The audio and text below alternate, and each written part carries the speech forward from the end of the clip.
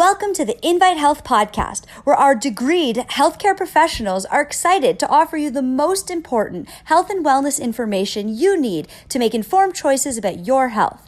You can learn more about the products discussed in each of these episodes and all that Invite Health has to offer at www.invitehealth.com/podcast. First-time customers can use promo code podcast at checkout for an additional 15% off your first purchase. Let's get started.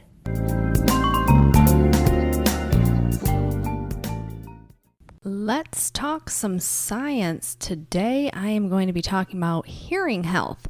This is something that I think should never be overlooked. It's one of those things that I always say, better to be proactive than reactive. So there's many different things that we can be doing throughout our lives to maintain the health of our hearing. And many times what happens is people wait until they have more profound hearing loss before they try to seek out help and start to try to do things differently in terms of dietary intake and supplements. But I want to just give you a little insight as to what you can be doing that may be quite beneficial. So my name is Amanda Williams. I am an MD, MPH, and we are going to focus in on a couple of different things today. I remember when I was young, my mom used to always say, when they had Walkmen that were out and all of the kids were all walking around with their Walkman, she'd always say, that's got to be horrible for your hearing. You guys are all going to get to your middle ages and people are going to have a hard time hearing because you're, pumping all of that sound right into your ears. And now it's gotten to the point where, people have those small, tiny little earbuds and they're pumping all of this noise into their ears as well. So there's some new things that are out there when it comes to technology that may be very beneficial for you to start to consider. If you are one of those people where you find yourself constantly having your earbuds in to listen to your music, to listen to podcasts, whatever be the case, it's always wise to make sure that you are being proactive because you don't want to go down that path where you have hearing loss when it could have been preventable. Now, there are certain situations, based on people's occupations where it may be very difficult to avoid those. But for the average person, oftentimes hearing loss can be, in a sense, kind of self-induced.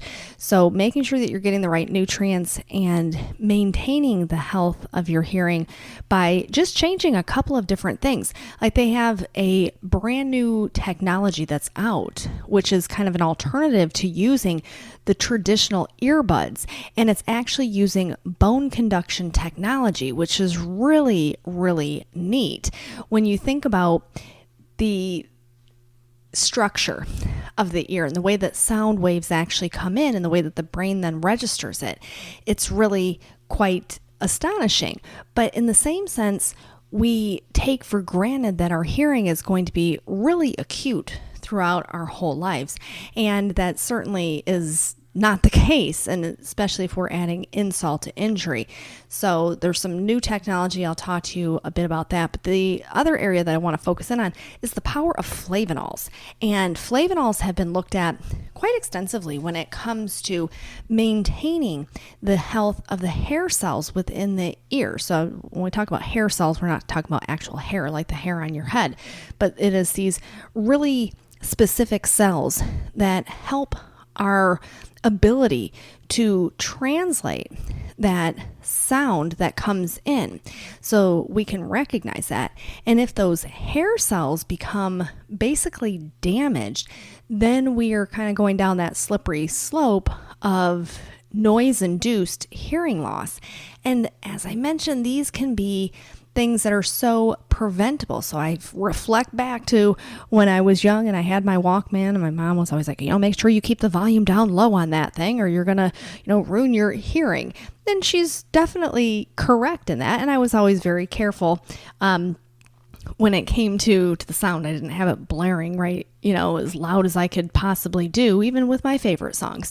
So this is just something to be aware of. But I want to specifically talk about cocoa because this is really quite interesting. Oftentimes when we look at cocoa, we think of chocolate. And obviously, cocoa is the starting place for the way chocolate is developed, but chocolate goes through more extensive processing.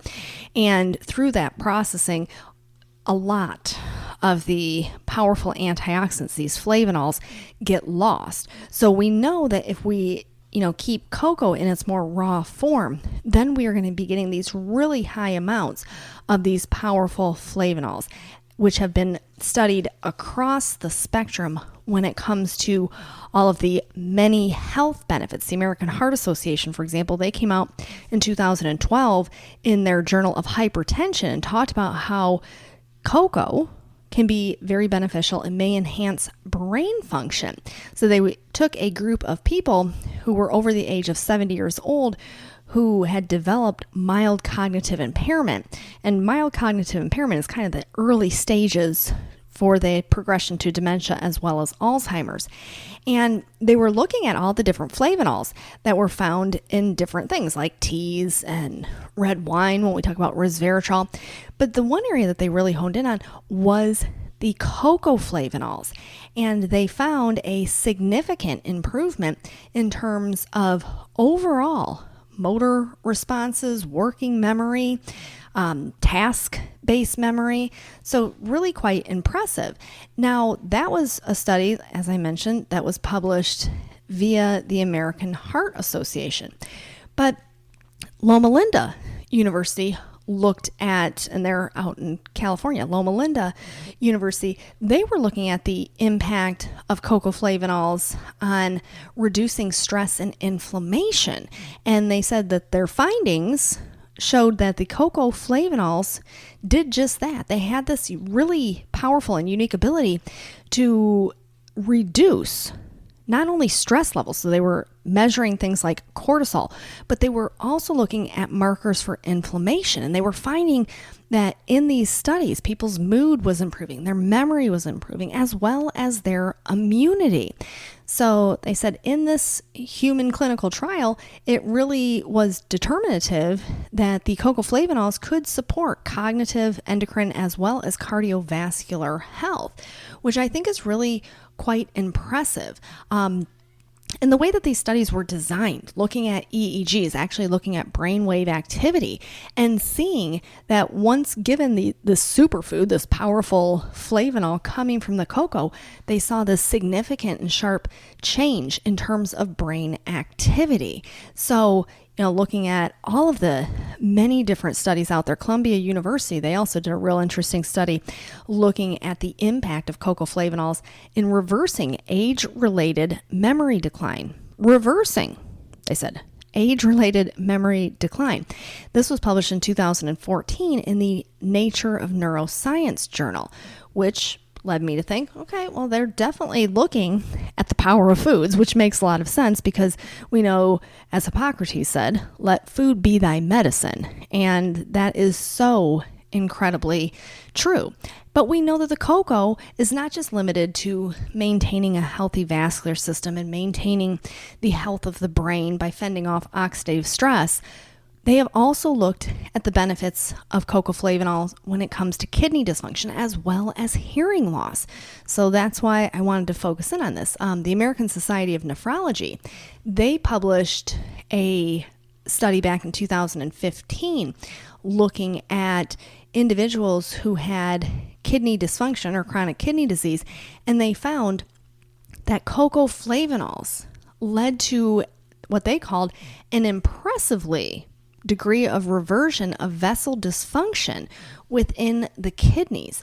So many different studies out there, studies out of BYU, Brigham Young University, where they've recognized that cocoa, of all things, cocoa, not chocolate, so we have to get out of our head like a chocolate candy bar. We're talking about the actual raw from the bean itself, those powerful cocoa flavanols that have been unadulterated. They have not gone through all of that heavy processing. So it's maintaining all of the natural antioxidants that the cocoa bean itself produces. So BYU, Brigham Young University, they looked at certain compounds, and the one that they drew a lot of interest in was cocoa. And they said it can actually help your body release more insulin and respond to increase blood glucose better. So remember, insulin is the hormone that helps to manage your glucose. So when your blood sugar is high, that's a problem, right? That means we've developed insulin resistance. They found that the cocoa flavanols were helpful in that. So all of these different factors. And what I love about all of the many studies on cocoa is the in-depthness that these clinical studies have gone into, looking at these biomarkers in blood levels, looking at markers for inflammation, recognizing how beneficial the cocoa could be. So Brown University, they did a real interesting study. They did a meta-analysis of 19 different clinical controlled trials that utilized cocoa flavanols, and this was published in the Journal of Nutrition. What they were able to see was that the cocoa flavanols actually reduced elevated triglyceride levels. It helped to improve on insulin resistance, so it made the body more sensitive and helped the body release that insulin. And also looking at systemic inflammation. So we're looking at markers such as C-reactive protein. We know that that's looking at systemic inflammation. So all of these different things, looking at its benefits when it comes to skeletal muscle tissue and how it can help to fend off oxidative stress that can do damage and create more atrophy within the muscles themselves, also known as sarcopenia, which is age-related muscle mass loss. Seeing that the power of cocoa can do that. But then we look in the Journal of Nutrients in 2019, and they found an association of cocoa consumption with hearing loss and tinnitus in middle-aged people based on the Korean National Health and Nutrition Examination Study. Now, this particular study was conducted in people between the ages of 40 and 64 years old in 2012 and 2013. So the Korean National Health and Nutrition Examination Study. What's really cool about this study is what they were able to see was that the cocoa flavanols, so those who had a higher intake of cocoa flavanols in their diet, had a lowered risk of tinnitus, which is ringing in the ears, which if anyone's ever experienced that, really highly annoying. And, you know, for many people who have had tinnitus, they struggle to just do normal daily activity. I mean, you can only imagine if you have this constant like humming or whispering in the ear, and you're trying to, work throughout your day and you have this, or when you're trying to go to sleep at night and you have this ringing in the ears. And they found that the cocoa itself helped not only minimize the symptoms of the tinnitus, but they also found that people who had the highest intake of cocoa also had better hearing in general. So we know that the incidence of hearing loss throughout the lifetime is approximately about 20%, roughly. And that can hamper so many aspects of your life. When you talk about communication, if you're constantly going, huh? I mean, I see it, on a regular basis when I'm talking to people, and, sometimes they're not paying attention, but other times they just are not hearing clearly. And this is something that, as I said, you should want to be proactive rather than reactive. So recognizing this particular study, I thought, wow, that's really, quite interesting, because we've already seen the power of cocoa flavanols in all of these other health aspects, looking at the power of cocoa flavanols when it comes to skin health. I mean, people would never probably even think about that the phytochemicals that are derived from the cocoa itself can have a positive impact on your skin. Now, keep in mind, we're talking about cocoa flavanols. We are not talking about running down the street and going in and buying up every chocolate bar that you find at your local store. That's completely the opposite. Then we're going to run into the issues with diabetes, with heart disease, and all of those issues. We're talking about the actual cocoa flavanols. Now, I will make a caveat to that. If someone just has that sweet tooth and wants to have a cocoa derived, so chocolate bar, you want to make sure that you're selecting something that's ideally organic and 70% cocoa or higher. So that's going to be bitter chocolate. For a lot of people, they don't like that. I myself understand that. I grew up loving so many of the favorite types of chocolates out there, the Reese's and all of those when I was in middle school and high school. And now, oh my gosh, if you were to have me have something like that, no way. I've been doing 70% chocolate and higher for over 10 years now. And there is such a difference, number one, in the taste, but also understanding that, hey, I'm having this little sweet treat, but I'm also getting some health benefit out of this because I recognize that 70% cocoa has not been processed as much and maintains a lot of those natural phytochemicals, those natural flavanols still remain. And that is why when you eat a piece of chocolate, you want to select good chocolate. Now, you can also just go with the straight Flavanols. So if you really want the health benefit, go with the straight cocoa Flavanols. Now, I encourage you to check out our website. You can go to invitehealth.com and you can look at the Cocoa HX. This is a great formulation. Not only is it a powerful amount of the cocoa Flavanols, it also has other added fruit-based antioxidants in addition to those cocoa Flavanols. So when you're talking about an ORAC value, this particular formulation really is up there. And when you think about the long-term implications of hearing loss, and you think to yourself, okay, if I had a scoop of cocoa and not baker's chocolate, let me also make that point clear, because I've talked to people before and they said, so I can just go to the grocery store and just get some of the, the cocoa that you find in the baking section? No, not gonna do what you need it to do. So when we are talking about utilizing cocoa for health benefits, we want to be using the pure, unprocessed cocoa that is derived from the bean itself. So that is very important. And it's a shame that sometimes, people hear something and I hear that this is good for your health, and the next thing they're running out and they're buying it. It's kind of like when you think about cranberry. Everyone's heard that cranberry is good for urinary health, but certainly not if you're going out and buying cranberry juice cocktail that's loaded down with added sugars. I mean, bacteria love sugar, so why in the world would you ever want to take a drink of something that is very low in antioxidant value and loaded with sugar to try and help your UTI infection? Not a good idea. Well, the same is said true when we talk about the benefits of cocoa.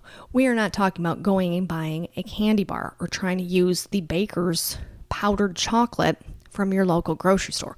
We are talking about utilizing the straight cocoa bean extract. We can look at chocolate as being really, for lack of better words, a superfood, and understanding all of the many ways that cocoa itself is utilized. Now, when you look at all the benefits, we know that those benefits get reversed when we go through that processing, when they start to add in those milk fats. That's not going to be beneficial when they start to add in sugar. So in its natural form, we're getting a really lovely spectrum of vitamins and minerals, and obviously the powerful antioxidants, which is why across the board, when you look at all of the human health and disease states in which cocoa has been looked at as being beneficial, it's really vast. There was a research journal called Antioxidant and Redox Signaling, and they did a really intensive review of cocoa and in the setting of human health, and looking at all of the different ways in which cocoa was beneficial, which was really quite impressive, because when we talk about easing inflammation, we talk about antioxidant benefits. Also, what's really cool, they've been able to show that cocoa has the finite ability to target NF-kappa beta. NF-kappa beta is our main regulator for bad inflammation in the body. So if we have excess NF-kappa beta activation, that means we are inflamed, and that's not good. Remember, acute inflammation is one thing. Chronic inflammation is a totally different thing and is certainly not good whatsoever. So when we take the cocoa bean, it has all these different minerals that are beneficial for vascular health, which is why it's been studied so extensively when it comes to things like heart health, brain health, kidney health. You're getting dietary magnesium and you're getting all these wonderful nutrients that can be beneficial, because we know that the standard American diet lacks those nutrients. And then we get into the power of the polyphenols. And this brings us back to the study that they did over in Korea, looking at the impact of cocoa in the diet and what that actually did when it came to hearing loss, and how those who had the highest intake of powerful cocoa flavanols had less hearing loss. Those who had the highest intake of cocoa flavanols suffered from less issues with tinnitus or ringing in the ear.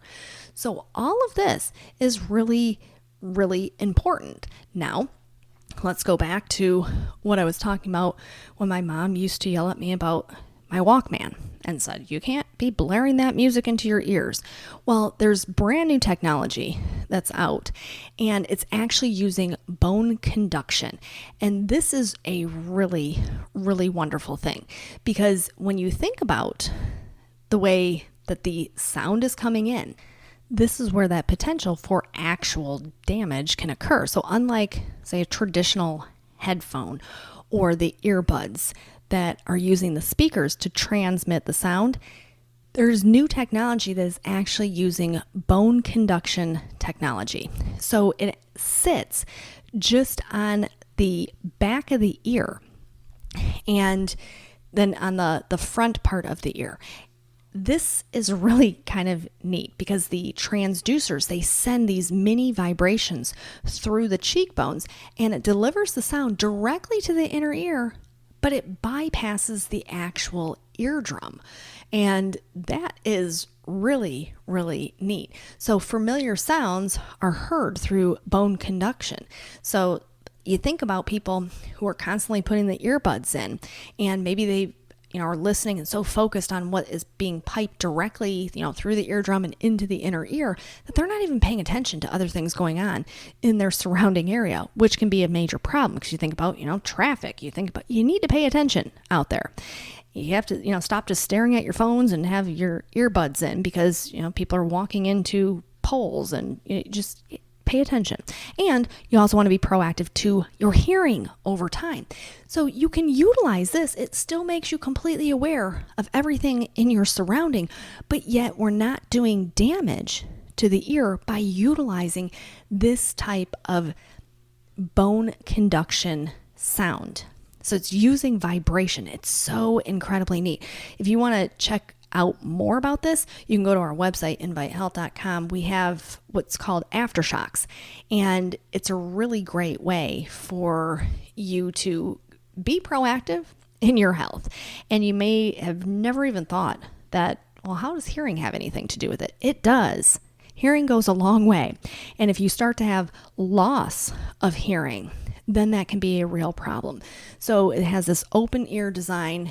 It utilizes vibration to actually conduct the sound. So it's a healthy way for you to maintain your lifestyle of listening to your favorite podcasts and listening to your, favorite music, but it keeps you in a better frame when it comes to awareness to your surroundings as well as the long-term health of your hearing. So combination, you can look at, taking powerful cocoa flavanols, look at, changing up. Instead of putting the earbuds in, utilize the bone conduction instead. Really, really great way to actually do this. So that's all that I have for you for today. I want to thank you so much for tuning in to the Invite Health podcast. Remember, you can find all of our episodes for free wherever you listen to podcasts or by visiting invitehealth.com/podcast. Make sure that you subscribe. You can leave us a review. You can follow us on Facebook, Twitter, and Instagram at Invite Health. And we will see you next time for another episode of the Invite Health podcast.